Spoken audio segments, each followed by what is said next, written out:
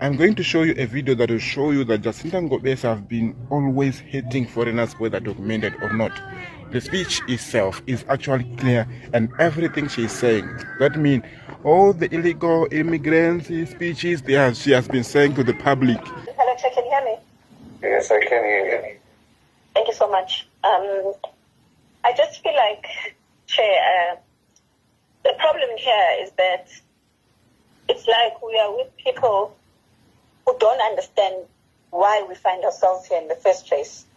Because they are the ones that took the government to court to continue to insist that they must stay in the country. And trust and believe me, if we felt like Zimbabweans are good citizens that we can live with, then I'm sure we wouldn't be here today. So we find ourselves here, and I feel like we are dealing with a psychological issue more than we're dealing with the legal issue. I think psychologically, Zimbabweans don't think that they're Zimbabweans. I think in their heads, they are convinced that they're South Africans. And that conviction comes from the fact that they have been able to use our laws in a way that favors them. And they thought that they are going to be able to do this long enough while we as South Africans are getting drunk, as they always say, and being uneducated, as they always call us. So I think what should happen today, Chair, is that Zimbabweans are supposed to be using this platform to make us, even as citizens, who are tired and fed up with them, to believe that they are actually people that we can want to live with. But unfortunately, they're doing the complete opposite. And they're reminding us exactly why we don't want them in our country anymore. Because ever since this conversation started, it's me, this. It's, I have been doing this and therefore I need to be here. As South Africans, we haven't heard anything that benefits us as citizens from Zimbabweans. Why must we keep Zimbabweans on ZDPs here? What is so special about them that makes them believe that they need to have documents that are different to other people? Because we have established that this was a temporary solution, but they refuse to accept that. We have established that it was illegal even for the department to give them those documents back then, because they allowed these people to come in without even consulting us, and that's why now we are consulting. And the time that we're consulting, it's like trying to take spilled milk and put it back in a carton. It's spilled. It's not going to go back. So right now, I think psychologically, Zimbabweans need to understand that it's not about you having documents only.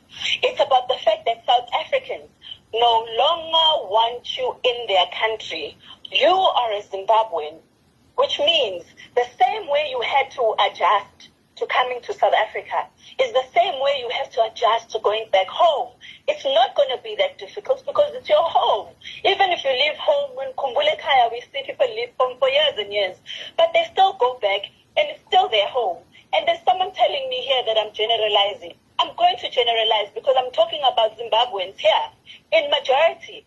If I was talking about Zimbabweans in minority, then I wouldn't have to generalize. So I'm generalizing because Zimbabweans need to psychologically accept the fact that even if there's Seri or even if there's Helen Suzman Foundation, even if those people stand behind you, the people that you are now trying to integrate with later, that you have been swearing at and calling names and ridiculing and telling them you're not going anywhere, do not want you in their country anymore. And you're using this excuse of trying to scare us with illegal immigration going to be on the rise. No, it's not going to be on the rise because you will not have anywhere to stay. We don't want you in our country. We just want the laws to enable us to reiterate that. Because currently, you guys having ZDPs makes you believe that we want you to still be in our country. So remove those ZDPs, and they speak exactly to what South Africans want. And that is people who no longer want Zimbabweans in their country. I think that's the psychology that we need to keep repeating in these sessions over and over and over again. And that is my submission, Chair, that right now, yes. Can we make it very clear, colleagues? I don't think the statement is correct. What want in South Africa is people who are illegal. ZEP holders are legal in the country. The illegal Zimbabweans, a different story. Those people are not supposed to be in the country. What we are discussing is the future of ZEP because they have been legally complying. The only issue we are saying as government, we want them to move through the mainstream. Not that South Africa does not want foreign nationals. We want foreign nationals who come here as tourists, who come here as critical skills, who come here as business people, who are law-abiding like they do in any country. When it's time no, Chair, you don't change my words for what I'm saying. I'm saying this consciously for a reason, because I want, Chair, for you to be clear that it is you as a government that gave Zimbabwean documents. It wasn't us as South Africans. You therefore cannot tell us that the documents that you illegally gave to Zimbabweans must make us treat them that they're like they're in the country legally. Because those ZEPs are not legal documents. It's the government that broke its own laws to enable those ZEP holders to have jobs today. And they're making these jobs seem like they're not a big deal to South Africans. Because you made them believe, Chair, Home Affairs, that those jobs are non-South African jobs and they belong to them. That's why we find ourselves here. So no, Chair, we're not going to take back our words because you as a department want to legalize ZEPs. We don't want them. We've never wanted them. It was your call as a department, not ours as South Africans. Thank you. Let's move to the next.